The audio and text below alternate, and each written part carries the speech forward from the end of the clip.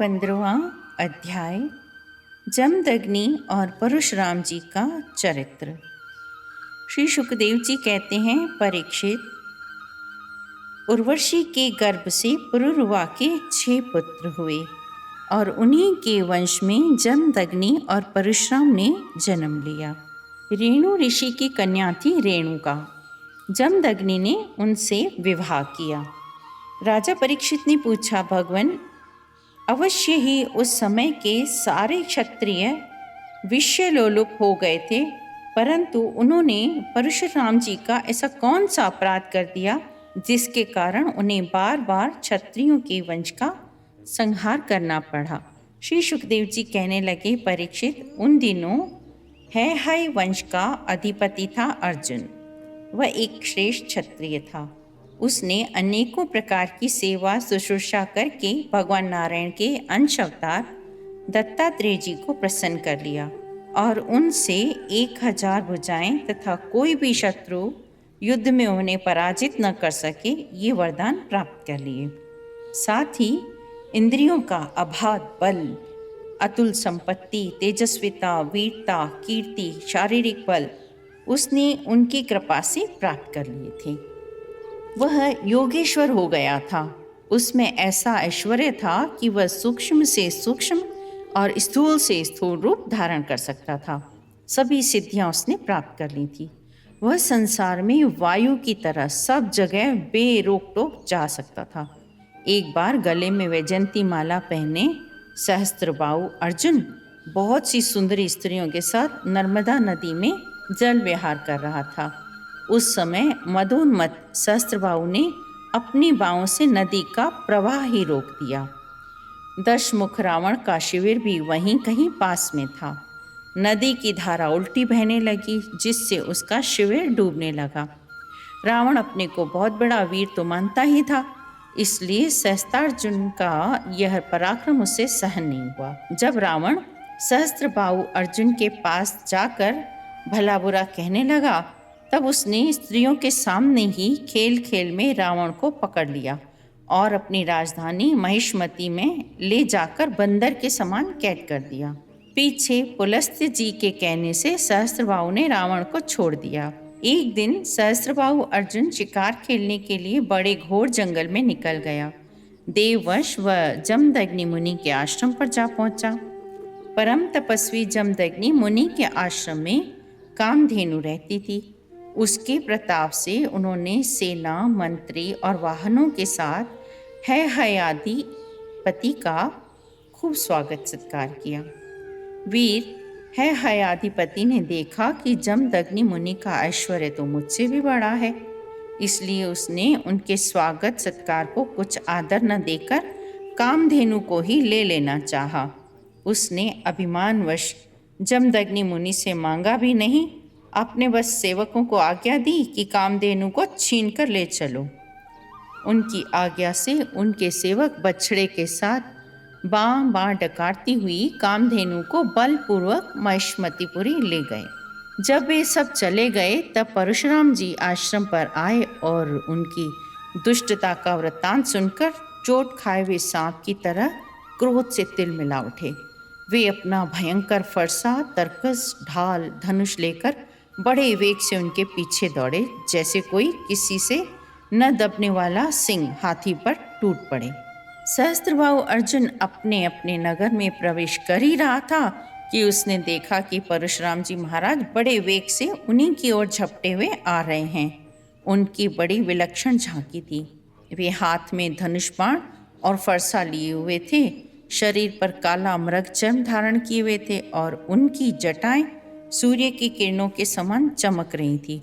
उन्हें देखते ही उसने गदा, खड्ग, बाण आदि आयुधों से सुसज्जित एवं हाथी, घोड़े, रथ एवं पद सैनिकों से युक्त अत्यंत भयंकर 17 अक्षौहिणी सेना भेजी।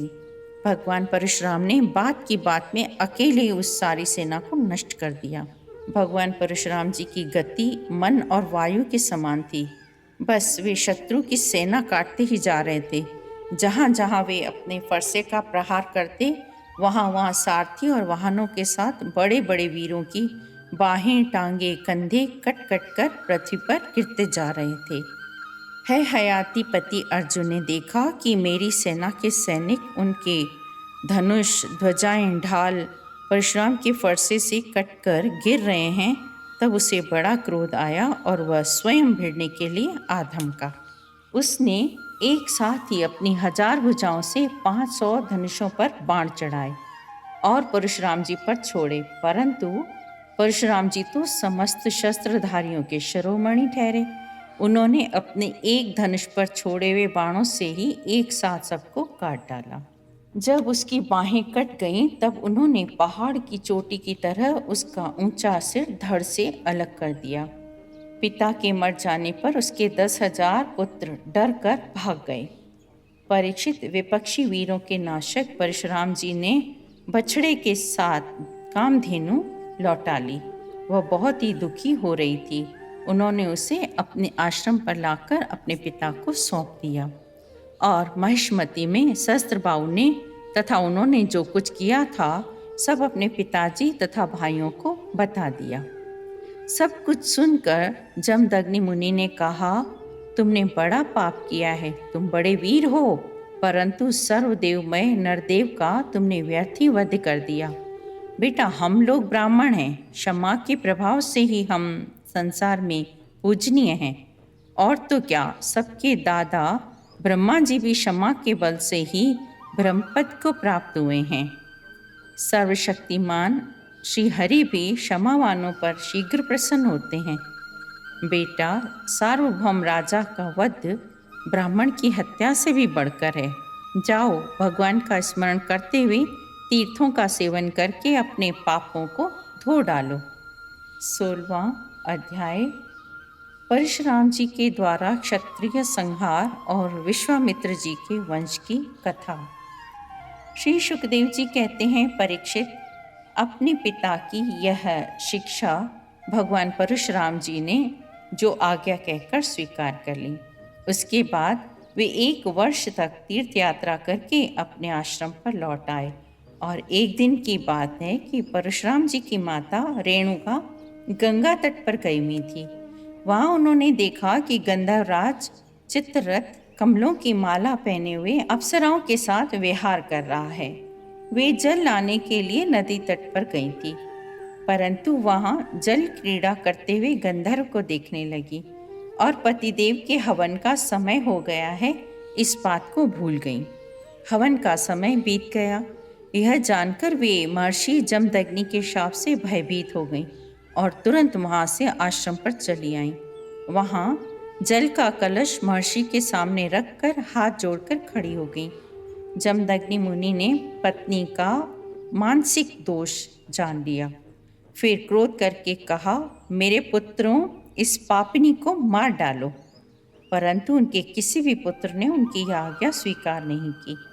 इसके बाद पिता की आज्ञा से परशुराम जी ने माता के साथ सब भाइयों को भी मार डाला। इसका कारण था वे अपने पिताजी के योग और तपस्या का प्रभाव भलीभांति जानते थे।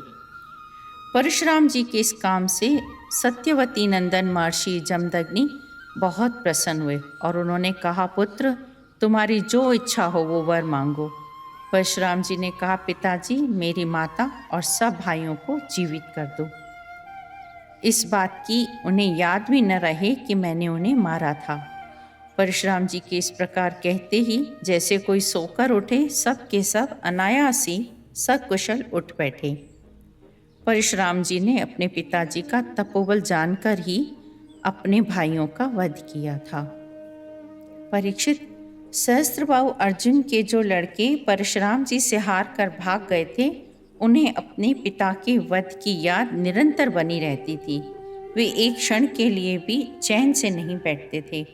एक दिन की बात है, परशुराम जी अपने भाइयों के साथ आश्रम से बाहर वन की ओर गए। यह अवसर पाकर वैर साधने के लिए सहस्त्रबाहु के पुत्रों ने वहां आकर महर्षि जमदग्नि जब अग्निशाला में बैठे हुए थे और अपनी समस्त वृत्तियों से पवित्र कीर्ति भगवान के चिंतन में मग्न थे, उन्हें बाहर की कोई सुधि नहीं थी। उस समय उन पापियों ने जमदग्नि ऋषि को मार डाला। उन्होंने पहले से ही ऐसा पापपूर्ण निश्चय कर रखा था। परशुराम की माता रेणुका बड़ी दीनता से उन्हें प्रार्थना कर रही थी, परंतु उन सबों ने उनकी एक न सुनी। वे बलपूर्वक महर्षि जमदग्नि का सर काटकर ले गए। परीक्षित, वास्तव में वे नेक क्षत्रिय अत्यंत क्रूर थे। सती रेणुका दुख और शोक से व्याकुल हो गई। वे अपने हाथों, अपनी छाती और सिर पीट पीट कर जोर जोर से रोने लगी। परशुराम बेटा शीघ्र आओ। परशुराम जी ने बहुत दूर से माता का हा राम यह करुण क्रंदन सुन लिया।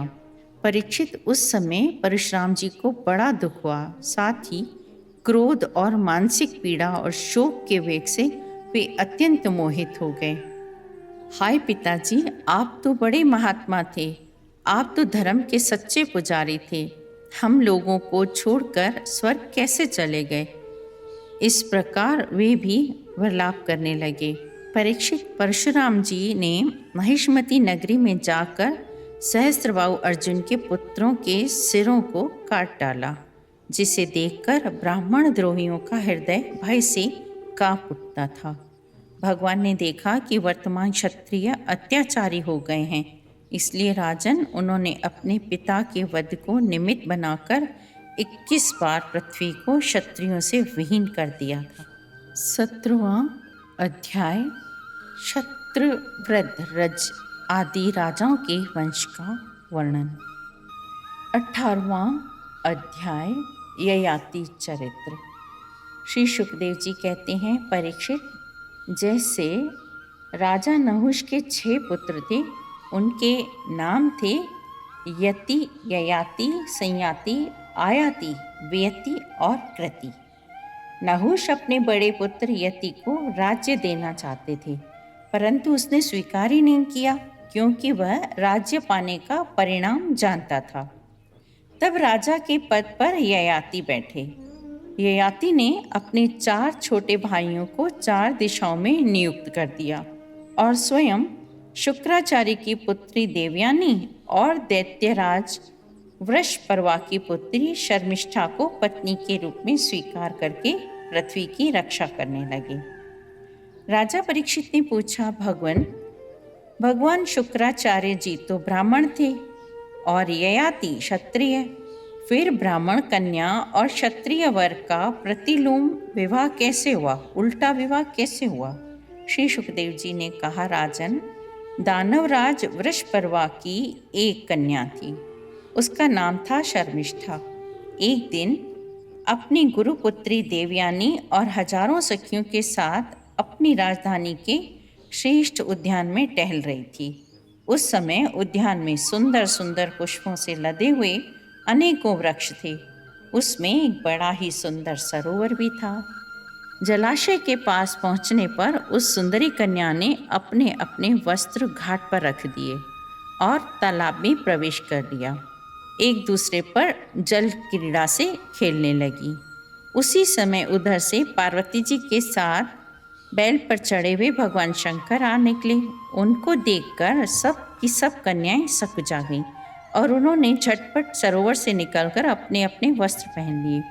शीघ्रता के कारण शर्मिष्ठा ने अनजाने में देवयानी के वस्त्र को अपना समझकर पहन लिया। इस पर देवयानी क्रोध के मारे आग बबूला हो गई। उसने कहा, अरे देखो तो सही, इस दासी ने कितना अनुचित काम कर डाला।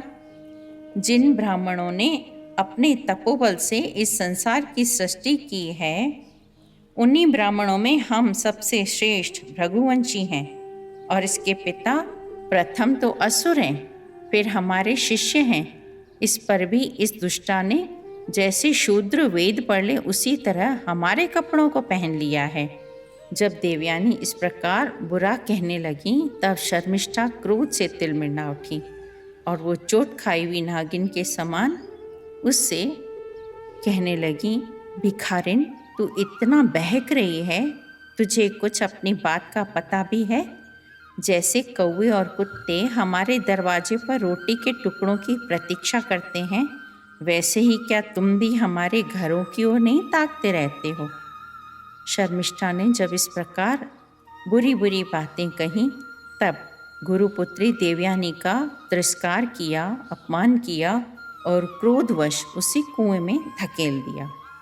शर्मिष्ठा के चले जाने के बाद संयोगवश शिकार खेलते हुए राजा ययाति उधर से आ निकले। उन्हें पानी की आवश्यकता थी, इसलिए कुएं में पड़ी देवयानी को उन्होंने देख लिया और दया करके अपने हाथ से उसका हाथ पकड़कर उसे बाहर निकाल लिया। देवयानी ने प्रेम भरी वाणी से वीर ययाति से कहा, वीर शिरोमणि राजन, आज आपने मेरा हाथ पकड़ा है। अब जब आपने मेरा हाथ पकड़ लिया है, तब कोई दूसरा इसे न पकड़े। वीर श्रेष्ठ, कुएं में गिर जाने पर मुझे तो आपका अचानक दर्शन हुआ।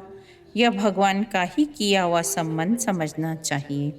ययाति को शास्त्र प्रतिकूल होने के कारण यह संबंध अभिष्ट तो न था, परंतु उन्होंने देखा कि प्रारब्ध ने स्वयं ही मुझे यह उपहार दिया है और मेरा मन भी इसकी ओर खिंच रहा है, इसलिए ययाति ने इसकी बात मान ली। वीर राजा ययाति जब चले गए, तब देवयानी रोती पीटती अपने पिता शुक्राचार्य के पास पहुंची और शर्मिष्ठा ने जो कुछ कहा था वह सब कह सुनाया। शर्मिष्ठा के व्यवहार से भगवान शुक्राचार्य जी का मन भी उचट गया। वे पुरोहिताई की निंदा करने लगे। उन्होंने सोचा कि इसकी अपेक्षा तो खेत या बाजार में से कबूतर की तरह कुछ बीन कर खा लेना अच्छा है। अतः अपनी कन्या देवयानी को साथ लेकर वे नगर से निकल पड़े। जब वृषपर्वा को यह मालूम हुआ तो उनके मन में शंका हुई कि गुरुजी कहीं शत्रुओं की जीत न करा दें अथवा मुझे शाप न दे दें। अतः वे उनको प्रसन्न करने के लिए पीछे पीछे गए और रास्ते में उनके चरणों पर सिर के बल गिर गए। भगवान शुक्राचार्य जी का क्रोध तो आधे ही क्षण का था। उन्होंने वृषपर्वा से कहा, राजन, मैं अपनी पुत्री देवयानी को नहीं छोड़ सकता, इसलिए इसकी जो इच्छा हो तुम पूरी कर दो, फिर मुझे लौट चलने में कोई आपत्ति नहीं है। जब वृषपर्वा ने ठीक है कहकर उनकी आज्ञा स्वीकार कर ली, तब देवयानी ने अपने मन की बात कही। उसने कहा, पिताजी, मुझे जिस किसी को दे दें और मैं जहाँ कहीं रहूँ। शर्मिष्ठा अपनी सहेलियों के साथ मेरी सेवा के लिए वहाँ चले। शर्मिष्ठा ने अपने परिवार वालों का संकट और उनके कार्य का गौरव देखकर देवयानी की बात स्वीकार कर ली। वह अपनी 1000 सखियों के साथ दासी की तरह उसकी सेवा करने लगी। शुक्राचार्य जी ने देवयानी का विवाह राजा ययाति के साथ कर दिया और शर्मिष्ठा को दासी के रूप में उन्हें देखकर उनसे कह दिया कि राजन, इसका भी ध्यान रखना।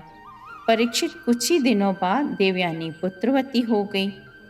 उसको पुत्रवती देखकर एक दिन शर्मिष्ठा ने भी देवयानी के पति ययाति से पुत्र के लिए प्रार्थना की। समय पर प्रारब्ध के अनुसार देवयानी के 2 पुत्र हुए, यदु और दुर्वसु, तथा वृषपर्वा की पुत्री शर्मिष्ठा के 3 पुत्र हुए, द्रहु, अनु और पुरु। जब माननीय देवयानी को यह मालूम हुआ कि शर्मिष्ठा को मेरे पति द्वारा ही गर्भ रहा है, देवयानी क्रोध से बेसुध होकर अपने पिता के घर चली गई। ययाति ने बड़ी अनुनय विनय करके देवयानी को मनाने की चेष्टा की, परंतु मना न सके।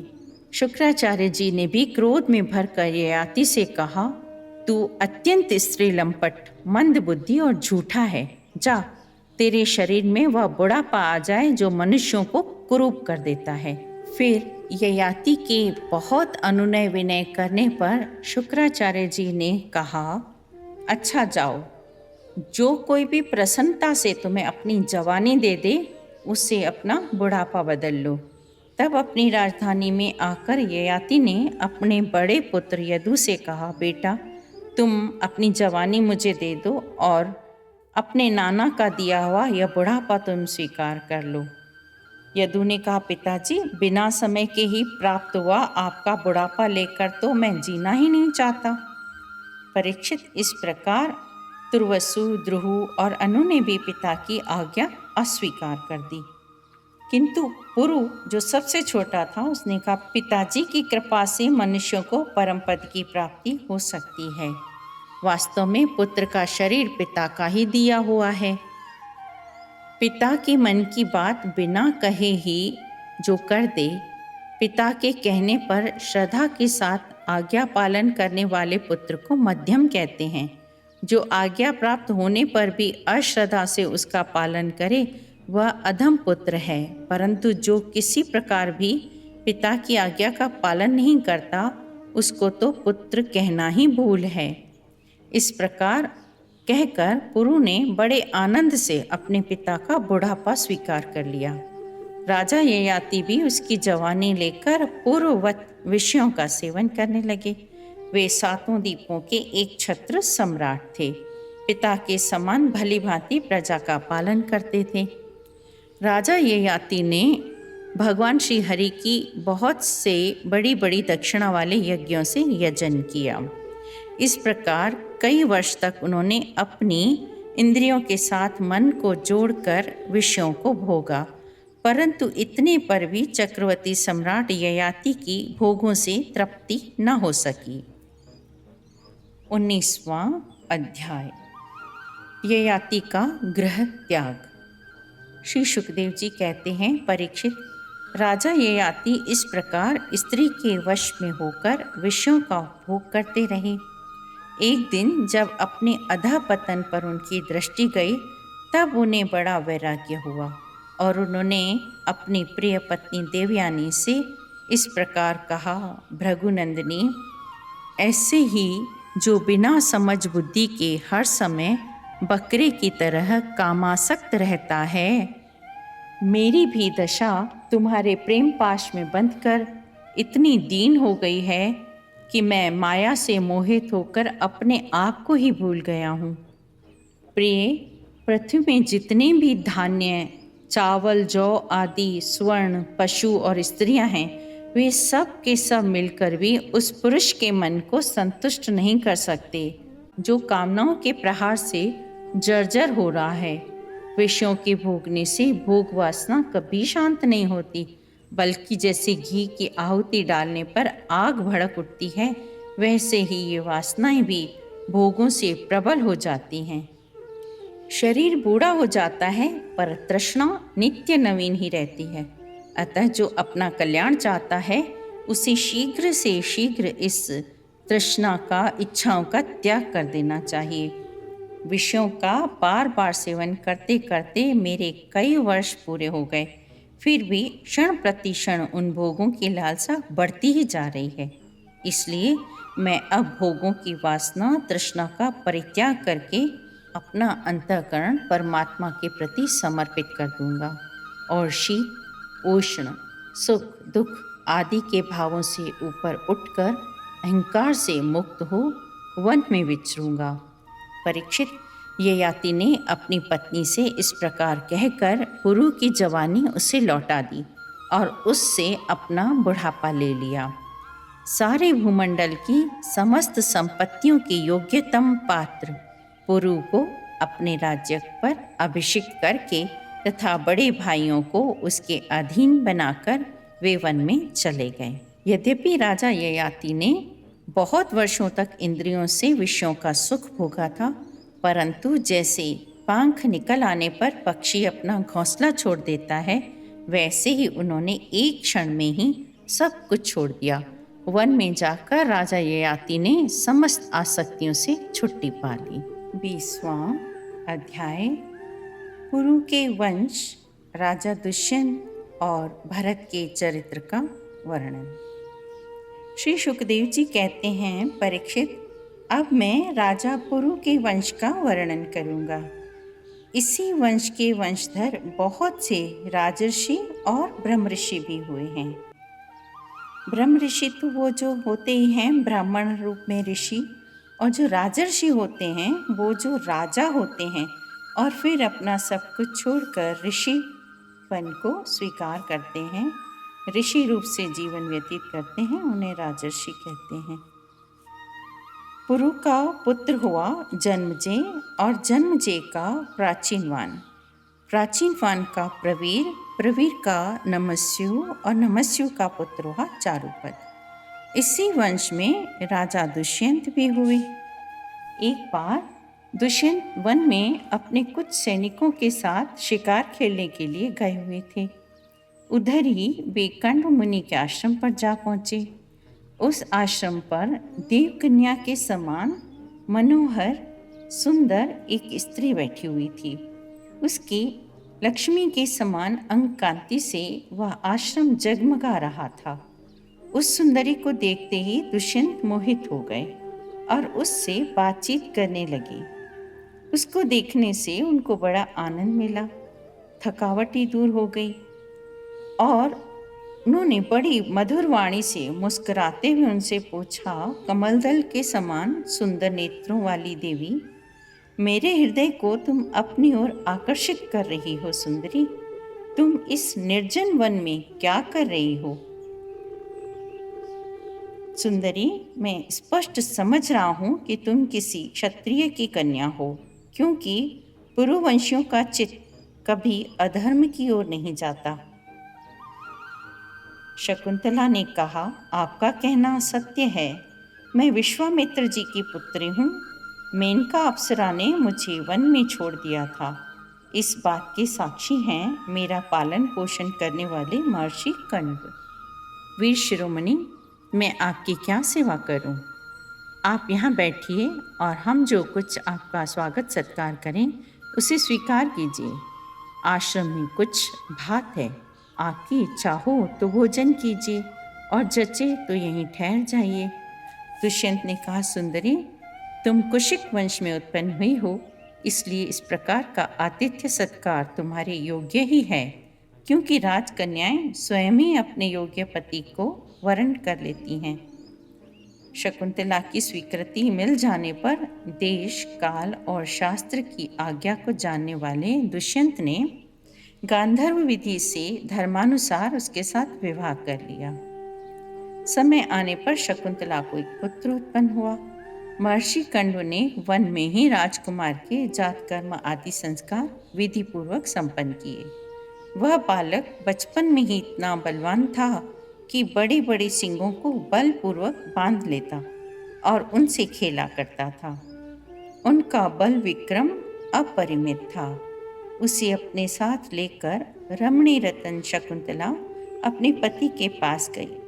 जब राजा दुष्यंत ने अपनी निर्दोष पत्नी और पुत्र को स्वीकार नहीं किया, तब जिसका वक्ता नहीं दिख रहा था और जिसे सब लोगों ने सुना, ऐसी आकाशवाणी हुई, दुष्यंत, तुम शकुंतला का मान न करो, उसका तिरस्कार न करो, अपने पुत्र का भरण पोषण करो।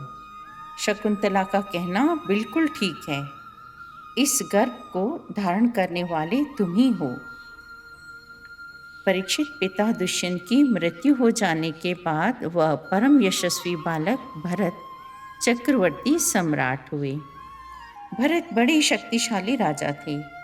भरत ने ममता के पुत्र दीर्घतमा मुनि को पुरोहित बनाकर गंगा तट पर गंगा सागर से लेकर गंगोत्री पर्यंत 55 पवित्र अश्वमेध यज्ञ किए और इसी प्रकार यमुना तट पर भी प्रयाग से लेकर यमुनोत्री तक उन्होंने 78 अश्वमेध यज्ञ किए। इन सभी यज्ञों में उन्होंने अपार धनराशि का दान किया था। इन यज्ञों के द्वारा इस लोक में तो राजा भरत को परम यश मिला ही। यज्ञ में एक कर्म होता है, मशनार। इसमें भरत ने सुवर्ण से विभूषित श्वेत दांतों वाले तथा काले रंग के 14 लाख हाथी दान किए। भरत ने जो महान कर्म किया वह न तो पहले कोई राजा कर सका था और न तो आगे ही कर सकेगा। क्या कभी कोई हाथ से स्वर्ग को छू सकता है? दिग्विजय के समय समस्त ब्राह्मण द्रोही राजाओं को मार डाला। अंत में सार्वभौम सम्राट भरत ने यह निश्चय किया कि चकित कर देने वाले ऐश्वर्य, संपत्ति, शासन और यह जीवन भी मिथ्या ही है। ऐसा निश्चय करके वे संसार से उदासीन हो गए। ओम नमो भगवते वासुदेवाय।